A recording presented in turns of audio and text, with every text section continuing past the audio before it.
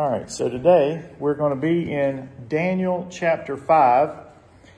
And can y'all hear me okay in the back? Everybody hear me all right? So Memorial Day is a time of year which we pause to remember those who laid down their lives for their family, friends, freedom. They wrote a check. They signed the check for each one of us that we could have the freedom that we so enjoy today. You know, we never knew these people. They didn't know us, but they sacrificed it all so that we could have what we have today. So 1 week after the Pearl Harbor attack, President Franklin D. Roosevelt said, "Those who long enjoy such privileges that we enjoy forget in time that others have died to win them." Freedom is never really free. It's almost always bought with the blood of patriots. So the biggest battle we as Americans are facing is the battle today of the very soul of our nation. We see it all around us every day. The erosion of our society has been a slow process, but we've seen it accelerate rapidly in just the past few years. Just think of just think of the last eight years of the last administration. Just think of how we declined so much as a nation, morally and physically, financially, and that kind of thing. It really doesn't matter whether there's a Democrat or a Republican, though, sitting in that Oval Office. This nation that we've all come to know and love continues to erode. The position we're in today is because of what we tolerated yesterday. And the position that we'll be in tomorrow is because of what we are tolerating today. History has a way of repeating itself down through the centuries. In Daniel's day, though, he saw a lot of what we're seeing today in our culture. But his situation was much worse. The 5th chapter of Daniel here that we'll go through, and I'm going to skip through different parts of it here as we go through, and I'll jump back to chapter 4 a couple times as well. It shows us the collapse of a culture. They became so comfortable and so secure within the confines of their strong walls, but they crumbled from within. Babylon made 4 huge mistakes as I see it. They lost a sense of resemblance. They lost a sense of reality. They lost a sense of restraint, and they lost all sense of respect. And that's the 4 points I'm going to touch on today.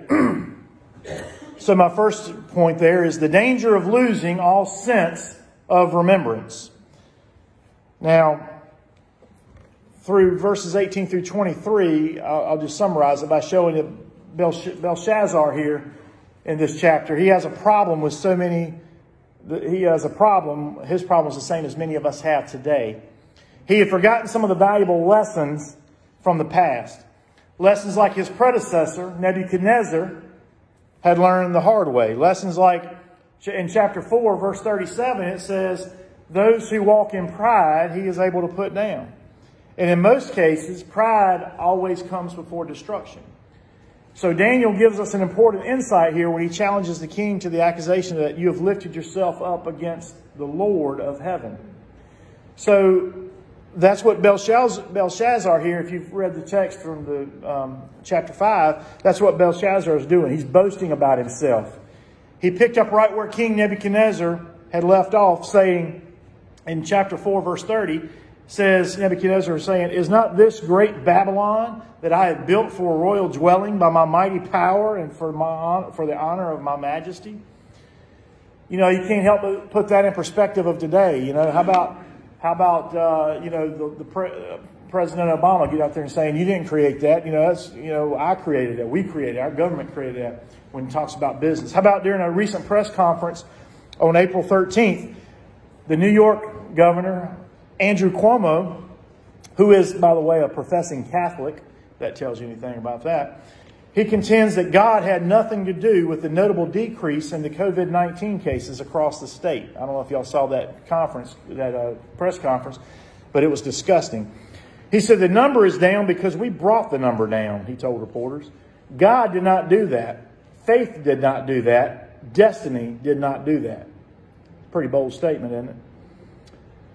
And again, how about in 2008 when Obama was talking about in Pennsylvania, talked about those Republicans, so to speak, those that lean to the right, talked about us going to clean our guns and our religion.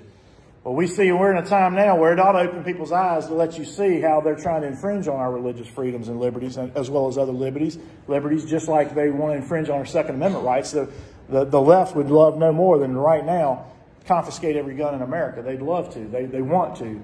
They can say they don't. Some of them are, at least I respect the ones who are honest enough to come out and say that we do want to do that. But you have so many that are lying to us and saying they don't. And it might be a point where we need our guns to keep our other freedoms, and that's the point of it. That's why we should have our guns. You know, we're on a trial run right now through this pandemic we've seen. We're on a trial run of socialism in America. Give folks free money, and that's the term that's obviously jokingly, but free money, and they'll do whatever the government tells them to do. They'll be just like pawns in the water there. They'll do whatever.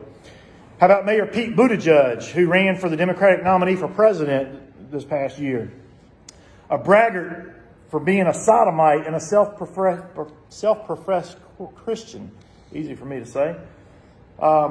He said God would never be a Republican. Now, this coming from a sodomite who wants to get up there and his lifestyle does nothing but echo contradiction of what the true Scripture is about. He's going to get up there and speak for God and say that God would never. Now, I'm not saying God would be a Republican. I don't think he'd be either one.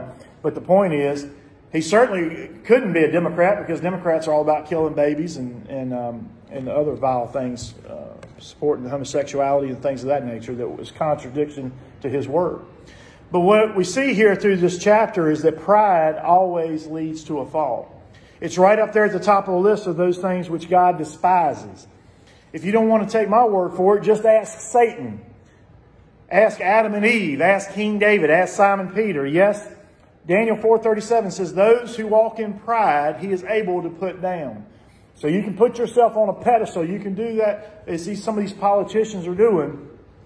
But God can humble you down. Ask Nebuchadnezzar. America used to honor God unashamedly and openly. It etched its numerous monuments all over the nation's capital. In God we trust, and things of that nature, hailing God and letting folks know that that was our Christian roots. It's carved in the granite of many of our government buildings we hold dear. It's printed on our currency. There was a time when we credited him with our blessings and our successes and turned to him in our trials and our losses. But today, like Babylon, we seem to have lost a sense of remembrance.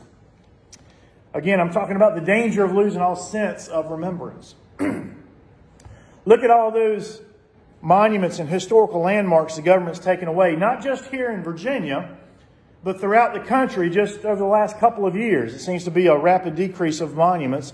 Our history, our ancestry, our roots are being taken down because some liberals out here have certain agendas and they want to take away Confederate landmarks and things of that nature.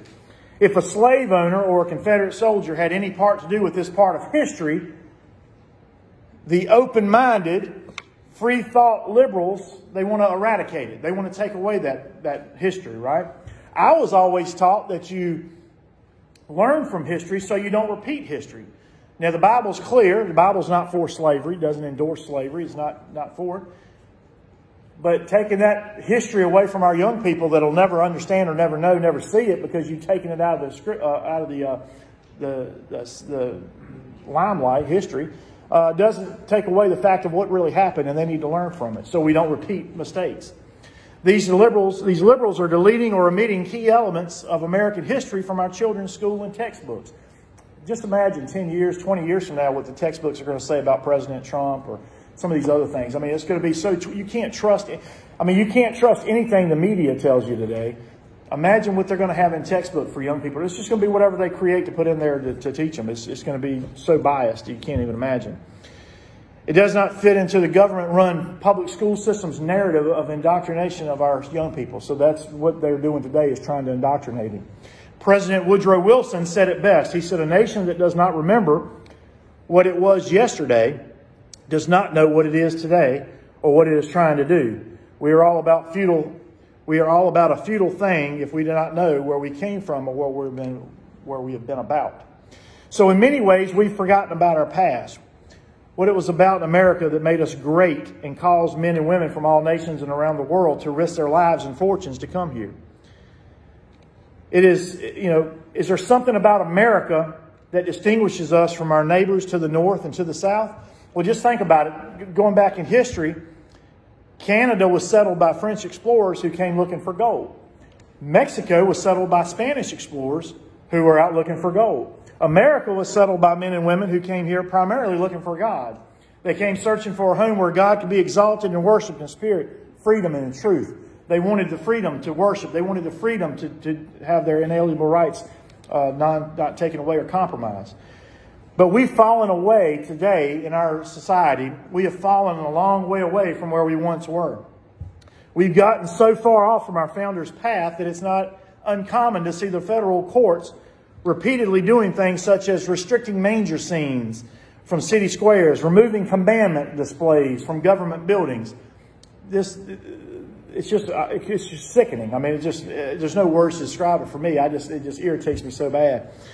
But you know, what do we do about it? Well, we sit home. We sit home. We don't vote. Meanwhile, these God-hating, anti-Semite, radical these leftists keeps getting in and getting votes.